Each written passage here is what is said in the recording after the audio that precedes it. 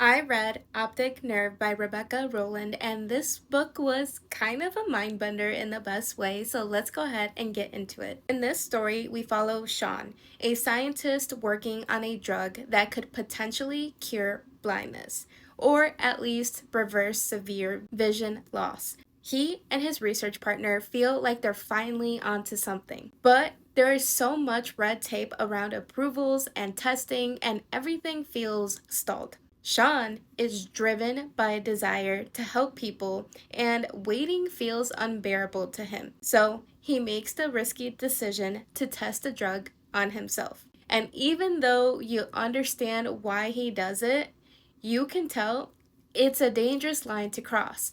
Obviously. Sean has a wife, May, and two kids, and the family dynamic feels pretty strained. He's more invested in his work than his home life. There's this emotional distance hanging over the family, and you feel it from the very beginning. As he starts taking the pills, the side effects seem manageable at first, mostly migraines, nothing too alarming, but then something very unexpected happens. Sean realizes he's able to communicate with someone he's never met inside his own head. Yep, telepathically. At first, he thinks it's just a side effect, maybe stress, maybe he's finally lost it. But the more they talk, the clearer it becomes that this connection is real, and as someone who's already feeling disconnected from his own life, he starts to lean into it. Their bond grows, and that's when the story starts to feel eerie. I don't want to spoil anything, but I will say that the book goes in a direction that I genuinely did not expect.